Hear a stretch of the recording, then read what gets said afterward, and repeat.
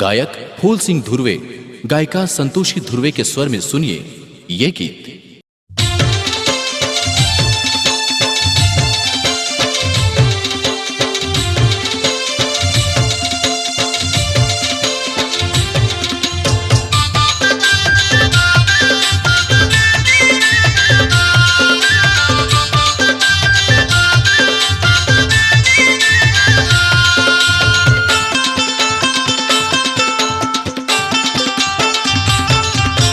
दिल से दिल लगा के रखे हाथोला छुपा के, दिल से दिल लगा के रखे हाथोला छुपा के, गोरिया बेबू दौनाया बेना, गोरिया बेबू दौनाया बेना।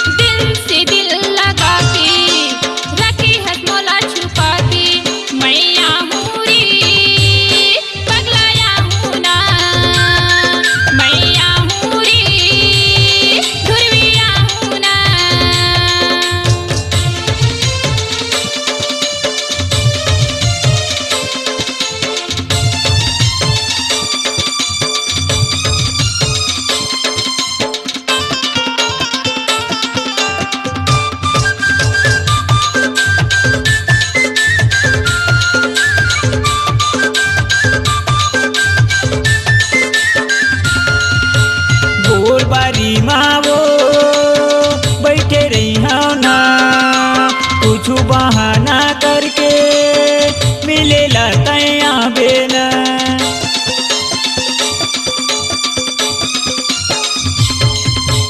बोर बारी मावो बैठे रही हो ना कुछ बहाना करके मिले लतैया बेना, मिले लतैया बेबू मिले लतैया बेना। जान से चाहता रे तोला माया हो गे हवाई मोला, जान से चाहता रे तोला माया हो गे हवाई मोला, गोरिया बेबू दौनाया बेना, गोरिया बेबू दौनाया बेना।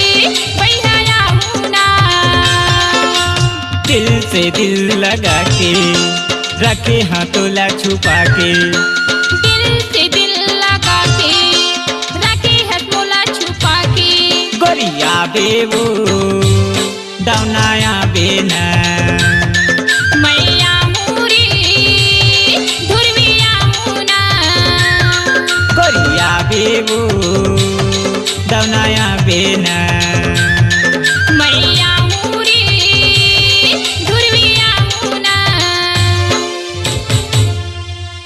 छत्तीसगढ़ी लोक कला मंच धरती के सेवा की प्रस्तुति गायक फूल सिंह धुर्वे, गायिका संतोषी धुर्वे के स्वर में। कार्यक्रम हेतु संपर्क करें मोबाइल नंबर 7697334592। अपनी आवाज को दीजिए एक नया मुकाम। डिजिटल रिकॉर्डिंग की दुनिया का जाना पहचाना नाम स्वरांजलि।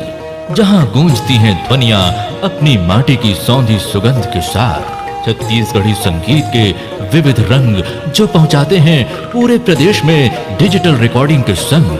स्वरांजलि स्टूडियो, नेमीचंद गली नंबर 2, गंजपारा, रायपुर।